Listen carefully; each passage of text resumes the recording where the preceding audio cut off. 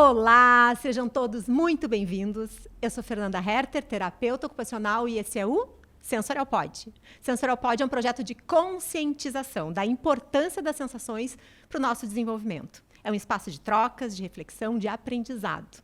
A gente quer que esses conteúdos cheguem ao máximo de pessoas possível para poder saber um pouco mais sobre integração sensorial e sobre a relação da integração sensorial com os desafios de participação. A cada episódio, a gente traz um profissional diferente para falar um pouco mais sobre tudo aquilo que está em torno desse universo da integração sensorial. E hoje, a gente convidou o Francis, que é um optometrista. Olha só que legal. Para falar um pouquinho aqui para a gente sobre essa profissão, essa especialidade e o quanto que essa especialidade ajuda no desenvolvimento das nossas crianças. Francis, seja muito bem-vindo, que bom que tu está aqui. Bom dia, Fernanda, obrigado pelo convite. Imagina, eu que agradeço. Uma honra a gente estar aqui contigo, participando, né, interagindo, levando... Te apresenta para o pessoal, fala da tua formação, certo. Fala onde que tu atende. Uhum. Bom, eu sou optometrista fazem 22 anos, tá? A gente tem formação na área de baixa visão, né? A gente trabalha com deficiência visual já há bastante tempo, né? A gente começou também a trabalhar com visão e aprendizagem, né?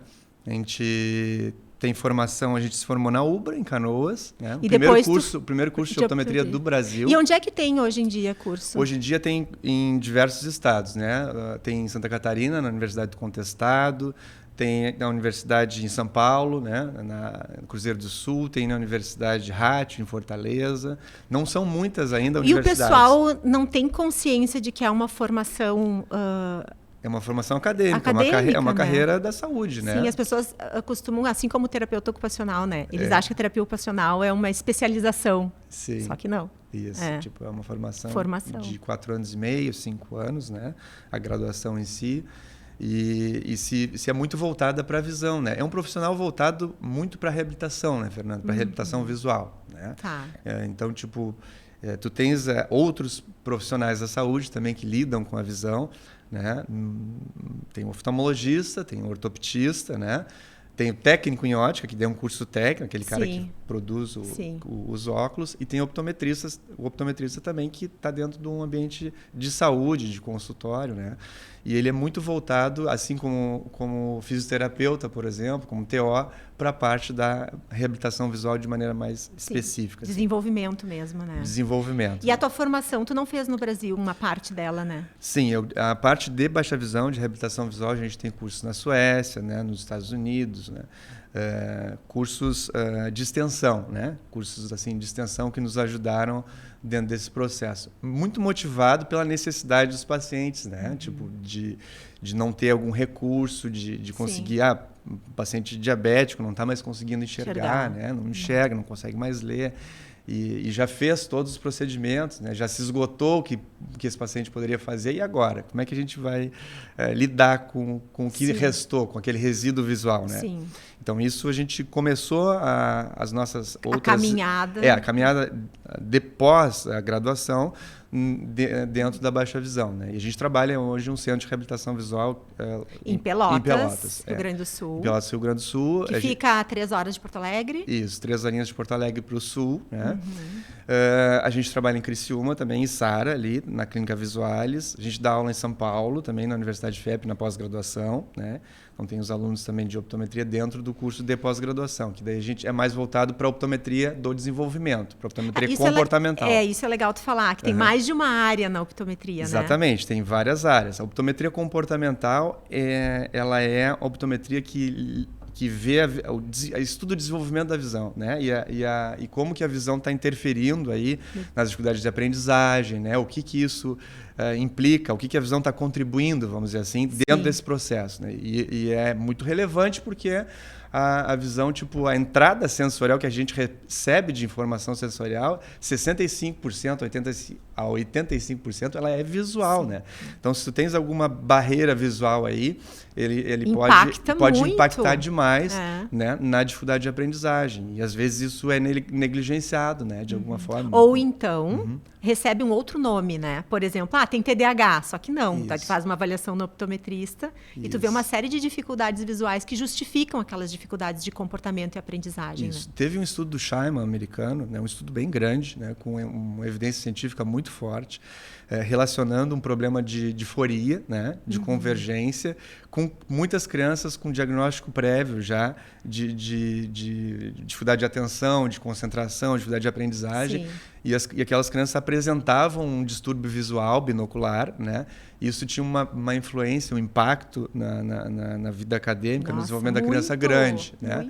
E a partir do momento que aquela barreira é eliminada, vamos dizer assim, né? Então o optometrista comportamental do desenvolvimento ele contribuiu aí, né? Dentro de toda a gama dos profissionais de saúde, né? Ele fez a sua contribuição para eliminar aquela barreira. Às vezes aquela barreira é a causa primária, o que pode estar mais interferindo, né?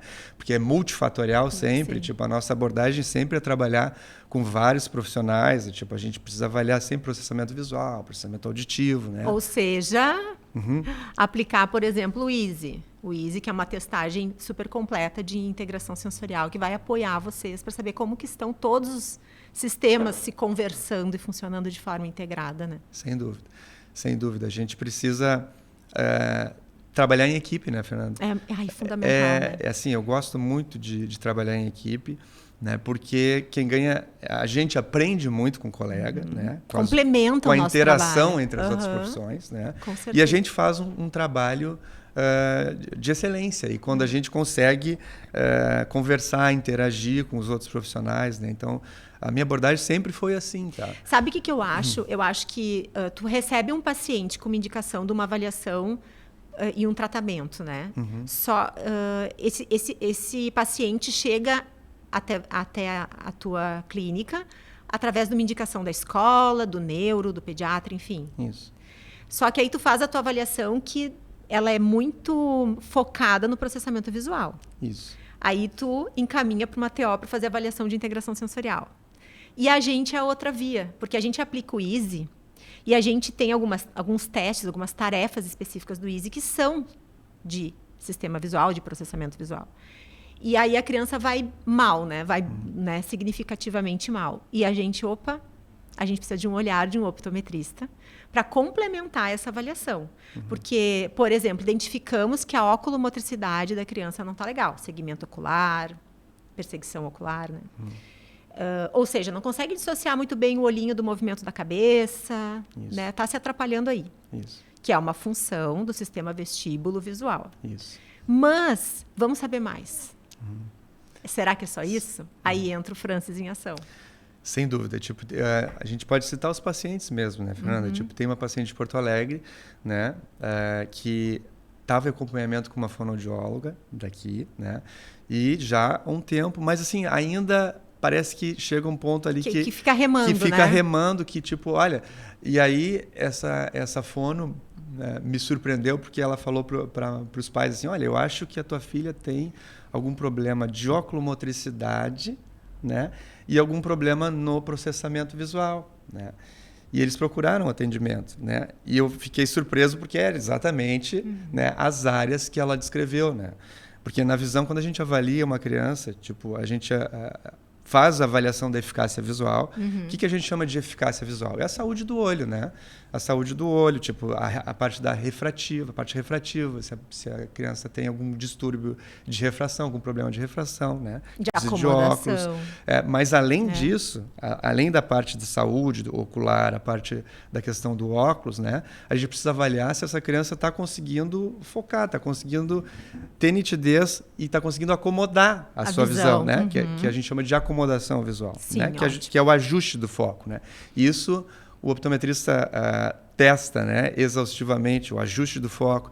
A gente precisa avaliar se essa criança consegue colocar os olhos na mesma posição, para ela ter uma localização daquele objeto no espaço. Isso entra sistema de divergência. E o sistema divergencial, que vai nos dizer onde aquele objeto está no espaço, né? Não onde nós estamos no espaço, né? Onde o objeto está no espaço, né? E o que é aquele objeto? Então, o sistema acomodativo e o sistema divergencial eles estão intrinsecamente ligados e conectados e eles acontecem simultaneamente. Né? Claro que tipo, tem a parte refrativa, mas essa parte os optometristas testam exaustivamente, né? E muitas vezes a criança tem problema aí, né? Sabe uma coisa que eu percebo muito, que os pais chegam até a infância com seus filhos achando que o processamento visual, ter dificuldade na visão, se limita a precisar usar óculos. Sim. Existe um preconceito sobre isso, né? E é muito além. Tanto que as testagens que a gente utiliza, claro que se a criança tem uma dificuldade de acuidade, que precisa de um grau para poder enxergar melhor, ela vai ir mal. Isso. Mas, às vezes, ela está enxergando muito bem. Não é questão de ter dificuldade de acuidade em si, né? Sim. Só que ela não consegue executar a atividade porque ela não coordena os dois olhinhos. Exatamente. Porque ela não coordena óculo manual. Porque, para ela, é difícil encontrar figura fundo, por exemplo, memória visual, né? Algumas... Uma das questões, por exemplo... eu já fiz a avaliação do meu filho, ele não tem nada, tá tudo bem, né? E, de repente, chega para nós optometristas para avaliar e a criança está conseguindo acomodar e ela está conseguindo ter binocularidade, né? O sistema vergencial dela também está bem.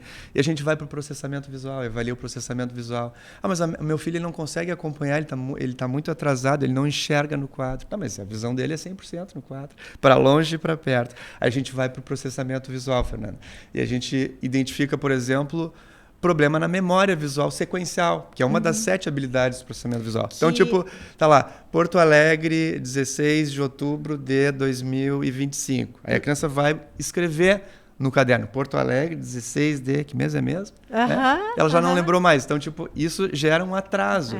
Então, a partir do momento que a gente avalia o processamento visual, né, e identifica um atraso, por exemplo, na memória visual sequencial, e trata isso, às vezes a gente tem uma criança com 4% de percentil, ou seja, de 100 crianças ela estaria lá em 96º, em 94º, né? Estaria muito atrás. E a gente trata ali 6 meses, 8 meses, aquela habilidade que ela está... E a criança deslancha, vai para um percentil de 99%, de 98%. Isso acontece, né? Então, bem, na verdade, quando há um desafio de participação escolar, por exemplo... Né? E não só escolar, no brincar, até participação social. A gente estava conversando antes, o jogar futebol. Né? Olha o quanto envolve processamento visual. Então, daqui a pouco o menininho não dá conta de desempenhar bem ali na quadra e está meio que perdendo aquele momento ali com o grupo e pode ser uma dificuldade visual. Só que é a última coisa que se pensa, né? Isso. Uma das questões que eu apresentei agora no Congresso de São Paulo, há 2 meses atrás, né? Um simpósio internacional de São Paulo, foi sobre a questão da ambliopia, né? A ambliopia, a criança não enxerga de um olho, né? E a gente, por muito... Ela não enxerga bem, não mas enxerga não... bem de um olho. Mas isso, claro, tem ambliopias leves, moderadas, severas. Mas não é uma perda de visão mesmo, ou é uma dificuldade de administrar o que vê? Aí, não, ela tem, a gente vai para a acuidade visual, né? E ela tem lá, enxerga 30%, por exemplo, entendi. entendeu? Tá, entendi. E aí o outro olho ela enxerga 100%. Mas como é que a gente entendia a ambliopia, né? A gente entendia a ambliopia, esse olho não enxerga bem e é isso. Mas hoje os estudos têm demonstrado o quê na ambliopia? A ambliopia, ela é um problema do desenvolvimento. Por quê? Porque ela vai afetar toda a via visual, né? Mas se ela vai afetar toda a via visual, então, tá ali retina, né? Quiasma, núcleo geniculado lateral, córtex visual primário, tá? Mas vai chegar ali no colículo superior, as fibras vão subir para o lobo parietal, né? No lobo parietal, o sistema visual vai se integrar com a propriocepção, com o sistema vestibular, Sim, né? Com o sistema motor. É a área né? da integração. É a área da integração lobo parietal posterior. Ou seja, né? a função visual, ela se relaciona com muitas outras, né? Exatamente. Então, em crianças que têm uma ambliopia já de início, tá? A gente pensava, é um olhinho que não enxerga e tudo bem. O que isso tem implicação? Agora os estudos de ressonância magnética funcional, eles têm demonstrado o quê, Fernanda? Tem demonstrado que uma criança com ambliopia, ela tem uma limitação na coordenação motora fina, por exemplo. Entendeu? Por quê? Porque essa integração visomotora está afetada. Né? Porque tem uma inibição da via visual da integração visomotora, porque ela tem uma dificuldade de estereopsia. O que é estereopsia? É a noção de profundidade, a noção de distância. É onde o objeto está no espaço. A gente vai testar a estereopsia, uma habilidade muito importante, né? E a criança com ambliopia não tem estereopsia ou tem uma estereopsia muito grosseira, né? Então essa criança vai jogar futebol, por exemplo, e tem uma dificuldade na motricidade grossa, na localização espacial, então está tudo afetado, está tudo interligado. Então a ambliopia não é só um olhinho que não está enxergando. É uma criança que pode se esbarrar nas coisas, é uma criança que pode ter uma dificuldade na escrita. Isso que é o bonito da optometria comportamental, porque vocês vão até onde aquela dificuldade do sistema visual impacta na vida, no desenvolvimento. Então, é um trabalho mais amplo, né? Sem dúvida. E o optometrista comportamental também ele faz uma avaliação, por exemplo, do desenvolvimento motor. Tem bateria de wax, por exemplo, que a gente vai ver a questão da lateralidade, né, da direcionalidade, se a criança entende, né, se a criança tem desenvolvimento ou se tem atraso aí, né? E a gente busca, na optometria comportamental, trabalhar todas as áreas, sistema motor, né? Sistema motor, sistema vestibular, sistema proprioceptivo, né? Sistema visual, né? A gente busca a integração sensorial. Nessa parte é muito semelhante, porque também os estudos têm demonstrado que quando vai para a Fernanda, né? E faz a integração sensorial, que é o teu trabalho, né? A área de neuroplasticidade, a sinaptogênese, né? que é criada, ela é muito maior quando o estímulo ele é múltiplo, né? Entre todos os sentidos. Né? Uma coisa é eu estar trabalhando no sentido isolado, mas eu posso trabalhar o sistema de divergência, mas se eu trabalhar esse sistema de divergência junto com o sistema vestibular, junto com o estímulo auditivo, né? Que é área, muito da nossa área.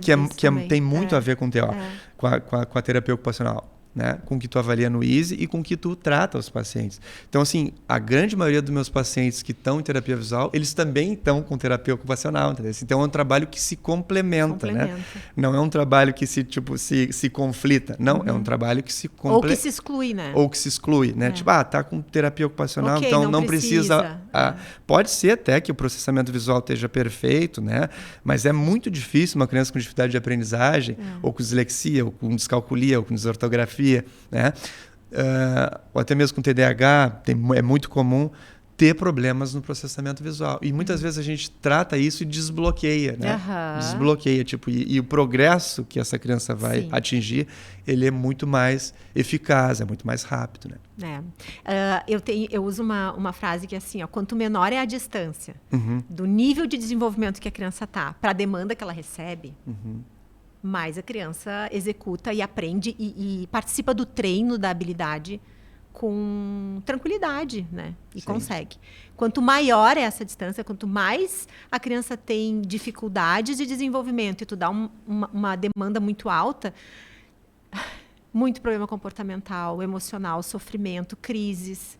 E, às vezes, o que falta, o degrauzinho que falta é exatamente um trabalho mais específico, sabe? De base do desenvolvimento, porque a visão é uma base do desenvolvimento muito importante. Isso a gente observa nas escolas, né? Tipo, o profissional que está gerando aprendizagem ali para o teu filho, né? É difícil, justamente esse é o segredo, é conseguir saber dosar, né? Na optometria comportamental a gente fala de um conceito, vamos dizer assim, que a gente chama de high level thinking, né? O que é high level thinking? É o conceito onde tu precisa trazer a criança para o estímulo onde não seja um estímulo fácil, né? Porque senão é entedioso, a gente chama isso tédio, né? Desafio na medida certa, a gente desafio chama, na medida certa, né? Como a optometria comportamental tem muita influência americana, da optometria dos Estados Unidos, né? E a nossa formação é de um optometrista americano que veio para o Brasil já 12 anos atrás, o Dr. Robert Sennett. Ele falava muito isso para a gente. Olha, tipo, se a criança vai receber um estímulo que ele é muito fácil para ele, é tédio, tipo, ele se desinteressa e não tem plasticidade cerebral. Tipo, ele não vai ter sinaptogênese. Não move o desenvolvimento, entendeu? Não move. A partir do momento também que tu estimula de uma forma muito acima do que dá conta, é frustrante. Né? E essa frustração a gente vê quando as crianças chegam para consultar. Olha, meu filho está frustrado, tipo, ele está sentindo isso, ele tem problemas comportamentais. Aí vira aquele aluno ruim na escola, com comportamento inadequado, agitado. E às vezes as coisas se misturam. Será que isso é comportamental? Será que isso é visual? Será que isso é sensorial? Será que isso é... Ou seja, é multifatorial sempre, né? É multifatorial sempre. E a abordagem, a intervenção, ela também precisa ser... onde que está impactando mais? O que realmente está impactando mais? Né? Porque, às vezes, também a criança precisa de tanto estímulo, né? Mas o que a gente vai priorizar primeiro? Exato. Né? Ou vamos qual é a prioridade desse momento? Claro, tipo, a gente considera a questão visual... muito primária, né? Porque tipo, a percepção visual ela é muito subconsciente, ela é muito primária, né? Sim. Então, quando tens um problema aí, uma criança que tem desortografia, por exemplo, né? Que aglutina palavras, né? Tipo, que não consegue escrever tipo, com acentuação adequada, né? Sim. E às vezes é uma criança super inteligente, né? A criança faz um teste de QI, mas que isso? Como é que meu filho está fazendo isso? Né? Não tem sentido. Aí tu vai testar e a memória visual, por exemplo, está muito afetada. Tu está entrando num ponto muito importante. A gente tem recebido muitas crianças com altas habilidades de superdotação. Cada vez mais. E aí a gente aplica o Easy. Né? O Easy, ele gera um gráfico. Deixa eu mostrar aqui para o pessoal que não conhece. Vou só levantar aqui para ver se vocês enxergam um pouquinho. Um gráfico bem coloridinho. Cada cor é um sistema sensorial, referente a um sistema sensorial. Então, a gente aplica o Easy, que são 20 tarefas, né? Cada grupo de tarefa relacionado a um tipo de sistema sensorial e a uma função integrada a outras. Então, é um teste muito completo. Pois bem, aí a gente vê uma discrepância tremenda do nível intelectual daquela criança. E, às vezes, além de intelectualmente ela ser muito boa, ela pode ter um ouvido absoluto, porque o sistema sensorial auditivo dela funciona, né, mais do que perfeitamente. E, enfim, só que aí a gente começa a ver essas discrepâncias, tu entendeu? Aí ela vai lá fazer a parte do teste do Easy, que é avaliar a oculomotricidade, dá um resultado muito ruim. E aí vem aquilo, ele aprende tudo de ouvido, ele nem caderno leva para a escola. E aí na hora que tem que fazer prova, coisa e tal, tem problema comportamental, acaba, né, ficando nervoso e coisa e tal. E através, então, dessa triagem do Easy, que é mais do que uma triagem, né, porque ela é bem aprofundada, mas a gente faz uma pesquisa mais global dos sistemas sensoriais. A gente identifica fragilidades visuais, ali, olha aqui, isso aqui explica esse comportamento. Altas habilidades de superdotação, antigamente, meu filho é um gênio, que espetáculo, que coisa boa. Claro que é uma coisa boa, só que a criança, o adolescente, né, acaba tendo diversas frustrações, né, discrepâncias, problemas comportamentais, emocionais. Né, problemas emocionais. Então, assim, é bom, altas habilidades, sem dúvida, mas, tipo, tem problemas aí que estão ocultos às vezes, né? Tipo, tem problemas de processamento visual, tem problemas sensoriais, né, importantes. É muito comum. Muitas vezes é muito comum esse tipo de situação. Então, a nossa intervenção, inclusive nesse público, né, pode ser uma mudança de chave, pode ser uma mudança de chave para esses pacientes, né? De diminuir essa discrepância. Isso. Ok, vai seguir com a cognição, né? O domínio cognitivo muito acima. Mas o desempenho motor, por exemplo, que às vezes tem crianças, sabe, que têm altas habilidades e superdotação que chegam lá não são capazes de se despir direito, sabe, vestir. Sim. Porque não tem coordenação para isso. Olha só a discrepância. Mas, em compensação, conversam contigo como se fosse adulto para adulto, assim. Sim. Então, tem essa questão. Mas, assim, falando em crianças, a partir de que idade um optometrista comportamental pode começar a atender uma criança? 6 meses, né? 6 mesinhos. 6 mesinhos. Ele faz ali o teste do olhinho, né? Quando nasce, e com o oftalmologista, né? Muitas vezes. E depois, aos 6 meses, porque aos 6 meses ele já tem... O que acontece aos 5, 6 meses? A criança nasce com uma acuidade visual de 20/400, Fernando. O que é 20/400? É 5%. 20/400. 20/400. A visão de detalhes de um bebezinho ao nascer é 20/400.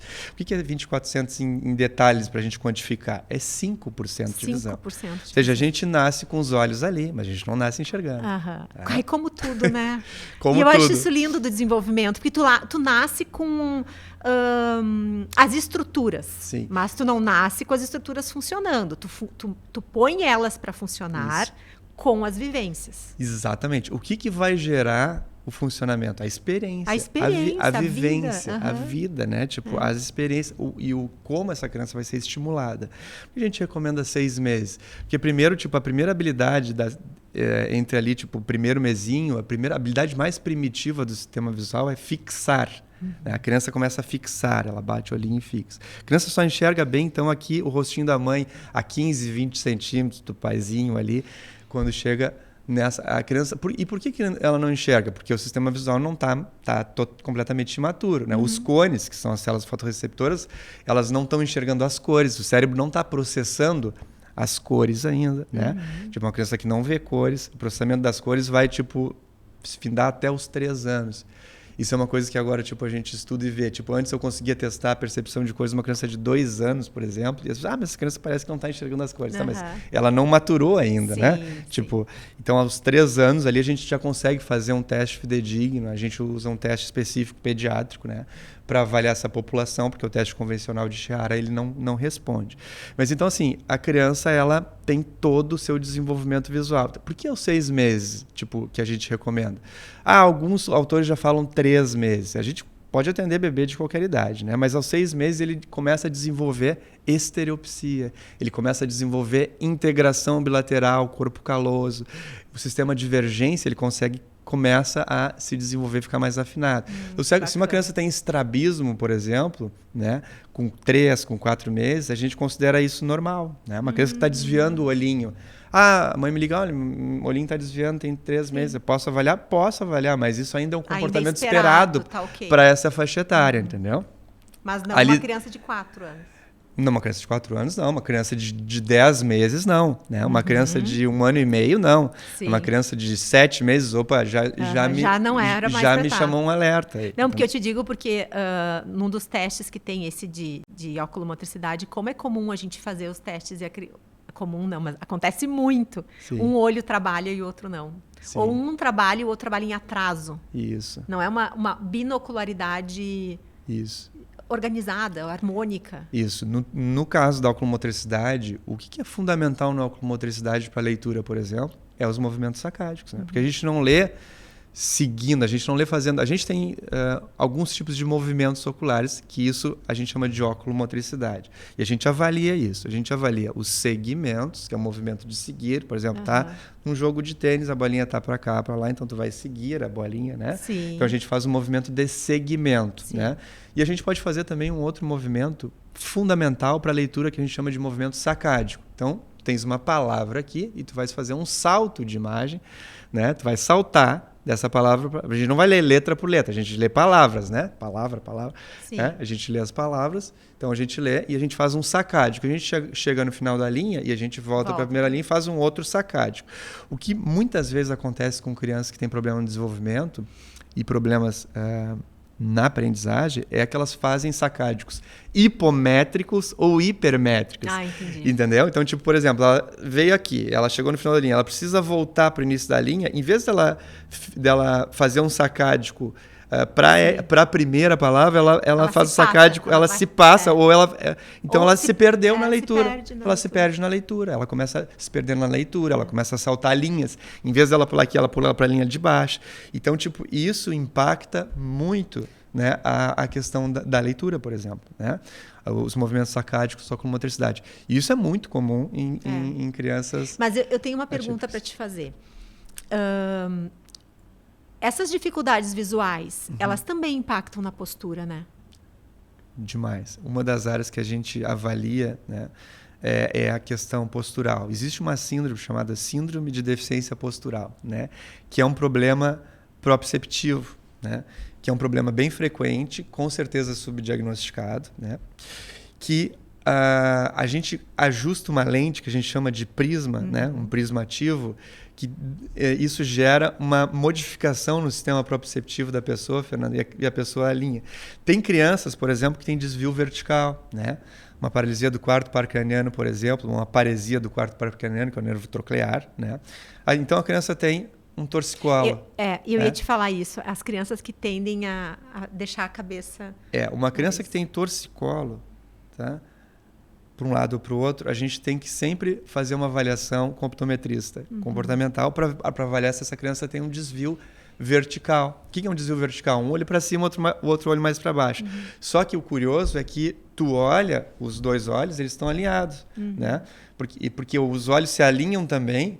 Ele tem uma posição de repouso do desvio, onde o desvio diminui, que é justamente com o torcicolo, né? Então a gente alinha a cabeça e às vezes ele não é notável, esse desvio vertical. Então ele também é pouco, muitas vezes... Diagnosticado. Muitas vezes ele é pouco diagnosticado, né? Então, muitos pacientes que eu já atendi com desvio vertical não tinham diagnóstico, né?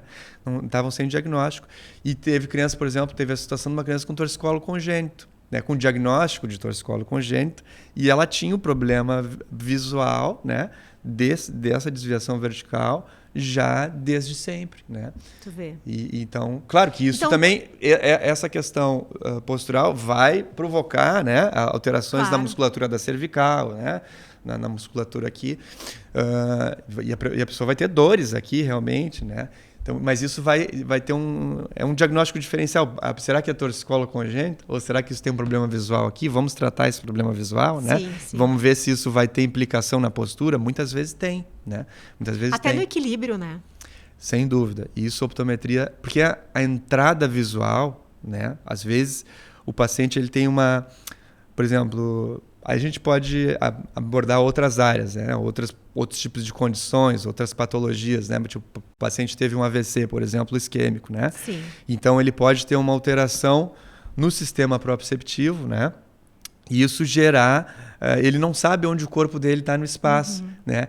E ele não tem uma boa posição. A prescrição de prismas gêmeos, que a gente chama, pode modificar a postura do paciente. Isso tem estudo na Universidade da Inglaterra, tem um estudo que saiu mais recente em universidades britânicas. Eu tinha esse conhecimento, né? Eu tenho, mas assim, como falta a divulgação dessa informação, sabe? Porque as pessoas ficam, então, tentando construir habilidades em cima de uma base que está fragilizada. E ficam ali, né? Ai.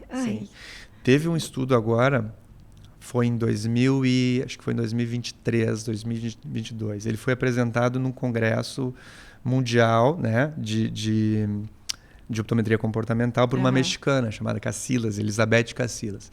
E ela fez um estudo com prismagêmeos e crianças autistas. Tá? Ah, que bacana. E aí? E ela demonstrou uma melhora, né? Porque tipo, as crianças autistas, principalmente no início, elas andam muito na ponta dos pés. Do pé. Né? Tipo, então elas têm aqueles toy walking, né? Que tipo, andar de cavalinho, elas andam muito na pontinha dos pés. Então... os prismas gêmeos, às vezes a gente observa o caminhar, a ambulação da criança e a gente prescreve um prisma de forma ambulatorial ali dentro do consultório para ver a reação na postura e no comportamento da criança, né? E tem até vídeos, eu posso te mostrar, né? Tipo da gente prescrevendo prismas, a criança está andando nas pontas do pé, a criança aterrissar, por exemplo, e botar os pés no chão, né? Porque aquele prisma mudou o input visual, né? Tipo, tu tens uma entrada sensorial, né? Que em crianças atípicas ou neurodivergentes, às vezes ela está desajustada, entendeu? Às vezes pode ter alguma alteração, isso pode gerar uma alteração proprioceptiva, isso mudar a postura da criança. Por que a criança tem esse comportamento, né? Tipo, de andar na ponta dos pés? Por que a criança faz isso? Né? E às vezes o prisma pode... E esse estudo da Casillas foi o melhor que eu vi nesse congresso mundial, foi online, não foi um congresso presencial, até porque a gente estava na pandemia na época. E foi muito bom, né? Foi muito bom. E aí ela falou que, tipo, olha, prismas em determinada posição, com uma certa quantidade, podem melhorar a postura, mas esse prisma gêmeo pode também gerar estímulo no córtex pré-frontal, por exemplo, para a criança se concentrar mais. Que criança, bacana. Né? E tipo o lobo parietal, né, posterior, onde tem integração sensorial. Né? Então, estudos nesse sentido já estão acontecendo também. Que legal. Faz muita diferença, né? Faz. Tem algum caso assim que tu te lembre, que tu possa contar pra gente? Tem vários, né? Pois é. Mas algum assim tem vários. Eu tenho uma que fez bastante diferença na vida, assim. Sim, Teve uma paciente que sofreu um acidente, né? Um TCE, um traumatismo crânioencefálico, né? Lá em João Pessoa. Ela estava fazendo doutorado dela, estava com o filhinho dela atrás. Teve um acidente de carro. E ela teve um acidente de carro, ela estava em alta velocidade e o carro foi para baixo do caminhão. Né? E ela teve uma lesão, né? neurológica, uma encefalomalácia, ela perdeu, né, massa, né, na cerebral, região córtex, né, na região occipitotemporal. Tá. Né? Então a gente chegava para essa paciente e perguntava, olha, quais são aquelas letras lá, né? E ela começou a chorar. Uma letra desse tamanho, ela começava a chorar. Eu tô vendo. Mas eu não consigo dizer. Mas eu não consigo dizer o que é. Ai, Jesus. Né? Então, tipo, eu não consigo dizer o que é. A gente foi testar a oculomotricidade dela, ela não conseguia fazer um sacádico, assim. Sim. Né? Então, essa testagem, né, a gente pode, toda de processamento visual, né, de oculomotricidade, divergência de acomodação, a gente pode e deve fazer em qualquer criança, né, neurodivergente ou em qualquer criança com problema de aprendizagem, mas nos pacientes com lesão neurológica, eles também são oportunos, entendeu?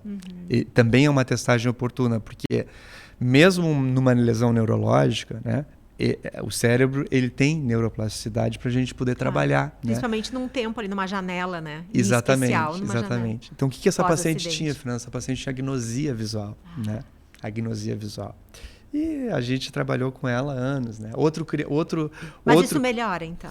Pode melhorar, dependendo da extensão da lesão, né? A gente pode tentar reabilitar, curar completamente aquilo. A gente sabe que o problema está ali. Aí a gente encontra estratégias também para ajudar. Né? E entra também a TO na história. Perfeito. Tipo, que não reabilita um tanto e o outro tanto a estratégia ajuda. Perfeito. O problema pode ser neurológico por alguma sequela grave, né? Ou o problema pode ser do desenvolvimento, né? Um problema do desenvolvimento, ele é mais fácil. Nossa, a gente pode trabalhar uma criança... A gente tem uma massinha de modelar para modelar. Bah. E se é um problema de lesão, a gente já tem aí Isso. É mais difícil. Uma argila seca. Isso, é mais desafiador, né? Mas é uma argila ainda. Mas é uma argila ainda. Né? E dependendo do empenho da gente conseguir dosar, pode ter resultado. Uma criança que teve um resultado muito grande com a terapia visual, né, optométrica, foi um menino que foi me encaminhado para um oftalmologista que estava com um espasmo de acomodação. Né? Tu examinava ele estava enxergando 5% de visão. A acuidade visual dele era 20/400. E ele estava com um espasmo de acomodação. Mas o que é isso, assim, na prática? A gente vê isso? A gente vê ele tendo um espasmo de acomodação? Como é que era? Ele, tipo, tu botava uma letra grande desse tamanho e ele conseguia enxergar a letra e tu ia para outras letras e não, ele só via uma letra grandona, enorme. Então, vamos dizer assim, na prática, a expressão na prática dessa dificuldade é não conseguir ler direito, enxergar direito. Só que daí ele não, mesmo com óculos, se daqui a pouco botava um óculos, não faria diferença. Aí tem uma questão, né? Porque o óculos, essa dificuldade, ela pode simular uma miopia, entendeu? Tá? Aí que tem uma questão relevante, porque de repente vai para um colega e ele, acho que isso é miopia, então prescreve o óculos, mas não resolve o óculos, porque o problema não está... O problema da miopia em si, a miopia pode ser de curvatura na córnea, ou pode ser por causa do comprimento axial, que o olho é muito grande, né? Ou seja, não tem um problema anatômico no olho, ele tem um problema funcional da acomodação, né? E essa criança, a gente trabalhou em torno de 60 dias, mais ou menos, e a visão dele voltou ao normal. Ai, gente, olha isso. Voltou ao normal. E eu falei, e o pai... Mas tu acha que ele não precisa de óculos? Ele não está enxergando nada. Tu acha que só o estímulo, a terapia visual optométrica pode ajudar ele a recuperar? Eu falei, olha, eu não sei. Tem que fazer para ver. Né? Eu acho que a gente tem uma chance, né, de ter êxito, mas a gente realmente precisa estimular para ver como que... Qual vai ser a resposta daquele corpo, né? Daquele organismo. Exatamente. Como a gente vai, quando a gente vai prescrever um prisma, ou prescrever uma lente especial, né, ou fazer a terapia visual, são as ferramentas que um optometrista tem, né? A gente não sabe, muitas vezes, a resposta. Né? Às vezes a resposta é imediata, né? Mas às vezes a gente precisa entrar nessa jornada, né? Topar o desafio. Né? E ir vivendo. E ir vivendo para a gente Ô Francis, e me diz uma coisa sobre a terapia visual. Se é uma pessoa, uma criança que mora longe de Pelotas, certo, ela pode ir até Pelotas, fazer a avaliação, e essa terapia visual pode ser prescrita para ser realizada à distância? Pode. Agora, a gente já tem como acompanhar o paciente à distância, porque a gente tem plataformas, né? Tipo, eu uso uma plataforma canadense, né? Que é um sistema que ele consegue executar, né, os procedimentos em casa, né? E isso é no tablet, é no computador? De preferência, dependendo do exercício, ele pode fazer no tablet ou no computador. Tem exercícios que exigem o touch, né, screen, aí a gente utiliza o tablet, né, e tem exercícios que podem ser feitos no computador também. Né? O tablet ele é mais adequado para coordenação olho-mão, né? Se eu estou vendo que tem um problema de integração visomotora, coordenação olho-mão, né? Então, tipo, o tablet tem essa questão do touch, né? E hoje a gente tem paciente desse sistema em São Paulo, em Florianópolis, até tem um americano, né, que consultou conosco em Sara, tipo, que a gente consegue acompanhar o paciente à distância, né? E acompanhar... O que é interessante dessa modalidade, né, de trabalho? A gente monitora o paciente, né? A gente consegue ver a evolução do paciente, né? E consegue ver se ele está se dedicando. Isso. Porque ele tem que fazer alguns exercícios diários, imagino eu. Isso, né? Não são exaustivos, né, Fernanda? São exercícios breves, né? Em torno de 8 minutos, 2, 3 exercícios, não, em torno de 15, 20 minutos diários, né? De estímulo. Mas qual é o segredo? É o estímulo adequado, né? É o estímulo adequado e na área que ele precisa, né? É onde ele precisa ser estimulado. Então, uma criança que tu vê, por exemplo, um adolescente com altas habilidades, ele tem 97, 99 de percentil, 99 nessa habilidade tem 4% de percentil. Discrepância né? imensa. Por exemplo, no processamento visual. Essa habilidade ele tem 4%, figura fundo. A criança Agora, vai abrir uma gaveta, não acha nada. Tu pede alguma coisa para ele procurar, nunca encontra nada, por exemplo. E aí ele é... Nossa, ele é muito preguiçoso. Muito preguiçoso. Tudo que a gente pede, nada ele faz. Isso. Teimoso. Isso. Sabe? Aí começa. Isso, né? Exatamente. Então, às vezes, a gente rotula por desconhecimento, né? Por ignorância. Exato. Né? E isso é muito comum, né? Muito, nossa, comum. A gente vê isso muito lá na infância. A gente, tipo, rotular adultos, que muitas vezes não tiveram a oportunidade de ter um diagnóstico de autismo, mesmo que seja de nível 1, tipo, aquele cara que é totalmente seletivo, antissocial, né? Eu tenho amigos que estão descobrindo agora, né? Tem uma amiga minha, né? Tá descobrindo que, tipo, meu marido, ele é autista. Agora caiu a ficha, agora a gente entende. Agora a gente entende o comportamento. Agora, tipo, as brigas vão diminuir, né? Tipo, os conflitos vão reduzir, porque a gente está entendendo a dificuldade do paciente. E a gente consegue estimular, né? Se tiver adesão, claro, né, Fernanda? Tá, e outra pergunta que eu tenho, tá? A criança é da infância, está sendo atendida por nós, a gente identificou que tem uma dificuldade no processamento visual, a gente fez aqui o VMI percebeu, que também é um outro teste, pessoal, de integração visomotora super bacana, a gente fez o TVPS4, que é outro teste que também é muito importante. Descobrimos que tem várias questões. Mandamos lá. Vai lá no Francis, faz um passeio até Pelotas, né, come uns docinhos. Vai lá comer os docinhos, né? E já consulta com o Francis. Isso. E tem como a gente participar desse processo, porque daqui a pouco essa criança, vamos dizer, ela não consegue fazer o tratamento pelo tablet, porque ela tem várias questões que colocam ela ali numa situação de barreira de desenvolvimento, que não vai sentar com o tablet fazer. Mas a infância, sob a tua supervisão, pode ajudar? Pode, sem dúvida. A gente vai convergir para o mesmo ponto, que é ajudar a auxiliar o desenvolvimento do paciente, né, da criança.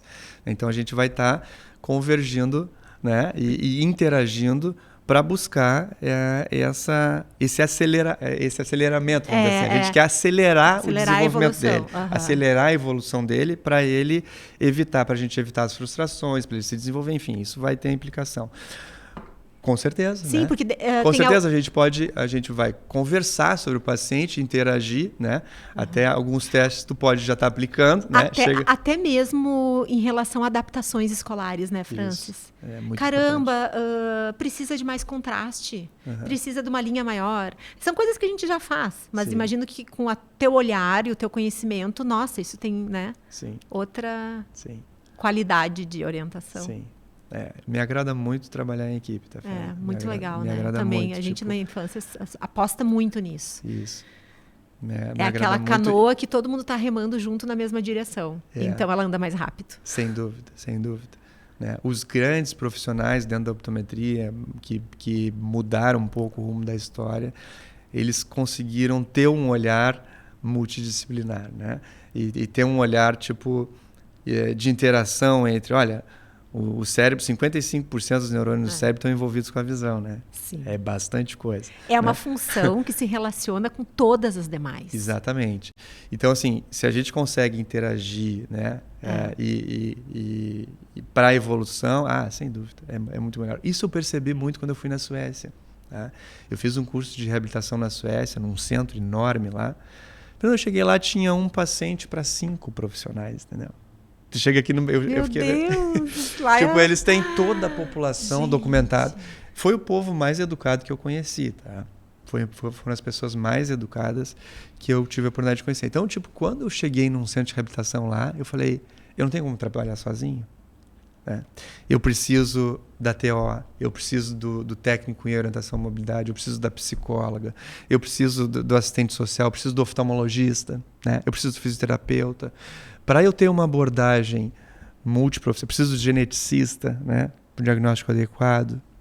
Então, assim, pra gente, eu entendi muito isso, ficou muito claro para mim. Eu falei, eu preciso trabalhar em um lugar onde eu consiga interagir. Ou se eu estiver dentro do meu espaço ali, dentro do meu lugar, eu preciso estar interagindo com os colegas, entendeu? Porque senão... E isso eu vejo, assim, que geralmente é quando as pessoas pecam, né? Tipo, quando elas tentam, tipo, olha, eu consigo fazer tudo, né? E aí as pessoas acabam... exatamente, eu penso igual. Eu acho que, tipo, é muito frequente a gente ver isso, né? Muito frequente a gente ver isso, né? Se cada especialidade se debruça e se aprofunda naquilo que ela tem a missão de cumprir, sim. E aí ela se une forças com as demais, sim. Nossa, fechou o quebra-cabeça. Sem dúvida. Eu tendo Santa Catarina, quando eu cheguei lá, eu falei para ele, olha, eu preciso de um oftalmologista. Com as coisas que eu trabalho aqui, eu preciso de um oftalmo que seja parceiro, entendeu? Então, quando a gente fala em dificuldade visual para as famílias, elas respondem, mas eu já levei no oftalmologista. Uhum. Tá? Qual é a diferença, assim? Fala para o pessoal, porque é um olhar, os 2 olhares e as 2 avaliações têm a sua importância. Mas... para além do oftalmologista, também é importante um optometrista. O oftalmologista, a oftalmologia brasileira, ela tem reconhecimento mundial, é uma oftalmologia muito forte, né? Tem muitos oftalmologistas muito fortes a nível mundial, assim, né? Então, é uma oftalmologia muito importante a nível mundial, né? A oftalmologia, ela tem um perfil, né, de buscar sempre a cura, né? De buscar sempre a cura do paciente, sim, né? Sim. Esse é um perfil muito inato, assim, né? Dentro da formação, né? Tá. Se não se detém a cura, né? Tipo, a gente precisa da reabilitação do paciente.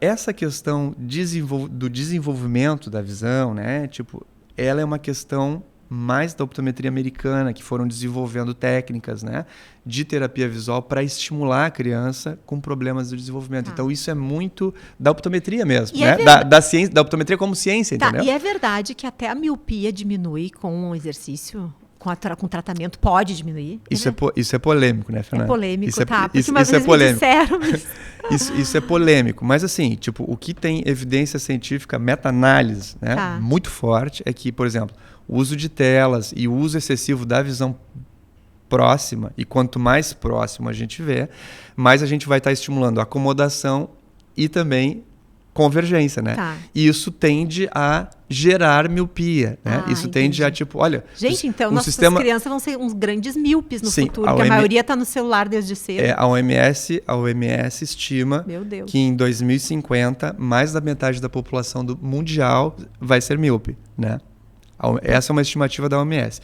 Uma coisa que a optometria comportamental trabalha, né, tem um estudo do Brian Holden, de um optometrista americano, sobre o controle da miopia, né? Então, tipo, isso é uma coisa que a gente trabalha também. A gente tenta controlar a miopia, né? E o padrão, padrão ouro para controlar a miopia são umas lentes de contato chamadas de ortoqueratologia, ortoceratologia, que são lentes noturnas, né? Associado a uma medicação que a gente chama de atropina, né? Então, nessas situações onde a gente quer controlar a miopia, para evitar o crescimento do olho, miopia que seja de comprimento, por causa do comprimento do olho. Não uma miopia de curvatura, uma miopia que seja axial, né? Então, a gente sempre encaminha para o oftalmologista, para ele fazer os exames, para ele ver se essa miopia é axial, para fazer a biometria, né? E para ele prescrever a atropina, né? Que é esse colírio que vai frear, e consequentemente, o optometrista também adapta a lente de ortoceratologia, que é para controlar. A gente trabalha em conjunto, entendeu? Entendi. A gente trabalha em conjunto. E isso tem muito resultado, né? Tem muito resultado, tem muito estudo. Os exercícios para relaxar a acomodação, por exemplo, né? Podem ser eficazes, tipo, sim, dar pausas, né? Simplesmente dar pausas a cada 1 hora, né? A cada 40 minutos, né? Olhando para longe, né? Não adianta dar pausa no notebook e pegar o celular para ver. Então, vou ver meu WhatsApp, né? Então, porque tu está usando a visão de perto e está usando a visão de perto de novo. Dar pausas, tipo, e olhar para longe, né? Através de uma janela. Agora eu estou me lembrando de uma pacientinha que a gente avaliou esse mês passado agora. Já fiz a devolutiva ontem com a doutora Lise junto na reunião, por sinal. Psiquiatra infantil. E aí... essa pacientinha, uma estratégia de fuga de demanda que ela fazia era ir para a janela, olhar pela janela. Isso. Só que o principal sistema de aprendizagem, o mais potente dela é o visual. Então, eu falei o seguinte, eu sem saber, disse, pessoal, ela cansa, ela sobrecarrega esse sistema, que é o melhor que está funcionando, é a entrada principal ali de informação, o vestibular, o propositivo, o tátil dela não são bons. Mas o visual é hiper bom. Então, chega uma hora que cansa, ela ia para a janela e dava uma descansada. Ou então ela buscava toquinhas, sabe? Ela ia para baixo de algum lugar, para dentro de algum lugar, mais escurinho, mais fechado. E ela se regulava assim. De tempos em tempos, ela... Isso. Então, assim, tipo, as pausas em si, elas evitam, né, a tendência do olho a desenvolver miopia. Isso é muito Mas como tu disse, comprovado, pausa, né? não olhando o celular. Quando a gente chega descansando o olho realmente. A gente faz uma intervenção óptica, né? A gente faz uma intervenção farmacológica, nós não, aí entra o oftalmologista, né? E a gente faz uma intervenção ambiental, né? A gente tem que mudar os comportamentos dessa criança. Os hábitos dela. Então, tipo, chega uma criança, um adolescente com queixa de, olha, eu estou enxergando embaçado para longe. Desde quando isso? Faz 2 meses. Deixa eu ver teu celular. Primeira coisa que eu peço, deixa eu ver teu celular. Vamos ver em tempo de uso, vamos ver quanto tempo esse adolescente, essa criança está usando o celular, né? Fernando, meu filho, o Caio, mais novo, eu tenho 2 que eu conheci, né? Pequenininho. O meu alemãozinho teve 0 telas até 2 anos. Sabe o que é 0? Zero. É uma criança muito atenta, muito ligada, né? Tipo, e a gente percebe isso, né? O comportamento dele, né? É impressionante o impacto das telas, não só para a visão. Porque né? Pro teu mais velho, a gente não tinha essa consciência ainda, não tinha né? tanta essa consciência, né? Eu entendo isso. Se a gente pudesse construir uma lei, assim, que quem desse tela para as crianças com menos de 2 anos ia ser presa. Ou multada. Agora no CID-11 já tem, eu não sei se você sabe, o CID-11, né? Que era para entrar em vigor esse ano, não sei se vai conseguir entrar em vigor esse ano, né? Mas ele já tem, a adicção às telas já é patológica. Né? Então, tipo, a gente não tinha no CID-10 essa classificação, agora mudou, né? Eles incorporaram a adicção às telas e aos jogos em si, né? Como doença, né? Como uma doença que vai ter impacto, né? Social, comportamental, né? Visual, né? Sensorial, sem dúvida. Sem dúvida. Né? Bom, estamos caminhando para o fim desse nosso episódio. Passa rápido, né? Passa rápido. Eu queria muito que tu deixasse uma mensagem para o pessoal que está nos ouvindo. Uma mensagem. É importante, assim, que tu... Acho que, sei, ver o que é que tu pode compartilhar. Eu tenho uma ideia, mas não sei se... Certo. Posso te sugerir? Pode, claro. Eu quero que tu deixe uma mensagem, mas, por favor, fala. Eu acho que tem que falar da importância de uma avaliação, né? O quanto muda uma avaliação na tua área, na vida de uma criança. Certo. Encorajando eles Eu queria dizer que eu amo ser optometrista, tá? Que eu tenho muito orgulho da minha profissão. Não é problema nenhum ir trabalhar. Né? É um prazer. Eu acho que isso, tipo, a gente, quando conquista isso dentro do que a gente faz, né?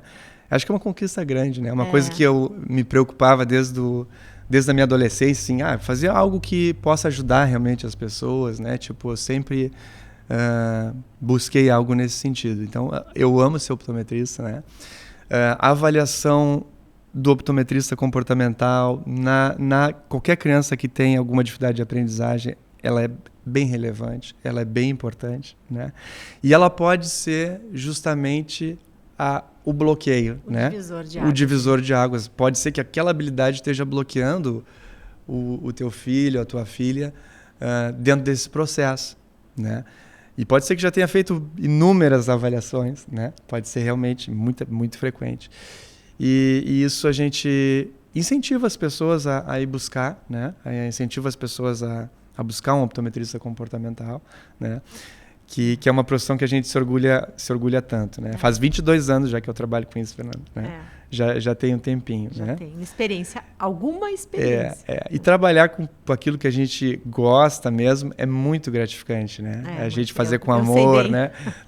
Tu também é uma pessoa, tipo, que a gente já teve uma empatia, né? Quando a gente foi fazer o curso, né? Sobre reflexos primitivos. A gente teve uma empatia porque eu percebi isso também, que tu ama muito o que tu faz, né? Que tu se entrega bastante. Se entrega bastante, né? Então, a mensagem era essa, né? Acho que isso eu vejo essa oportunidade de tu ter vindo aqui muito rica, sabe? Eu te agradeço, porque eu acho que é um tema, é um assunto que ainda é pouco conhecido. Sim. E é muito importante, gente. Cada vez mais, a gente, na infância lá, nossa realidade... Quem chega até a infância, né? Crianças que têm dificuldades sensoriais, de diferentes diagnósticos, de diferentes condições, né? De níveis diferentes de dificuldade. Sim. Mas é incrível a relevância, sabe? A prevalência, isso que eu quero dizer, na verdade. A prevalência de dificuldades visuais que a gente encontra. Como tem e como é importante, sabe? Ter um profissional que está focado nisso. Como tu disse, a gente não pode fazer tudo. Sim. A gente trabalha na integração sensorial, então a gente não pega o sistema visual e mergulha nele, né? Aí vem o Francis que faz isso. Muito obrigado pela oportunidade de estar aqui, de mostrar isso para as pessoas, né? Tipo, de despertar o interesse, né? E a vontade das pessoas de buscar. Uma honra participar, adorei. Muito obrigada. Obrigada. Tá? Pessoal, então, chegamos ao fim de mais um episódio. Viram só que importante, né? Esse, né? Divulguem. Façam com que esse episódio chegue até quem precisa ouvi-lo, né? É super importante. Tá bom? A gente se vê no próximo e até lá. Obrigada.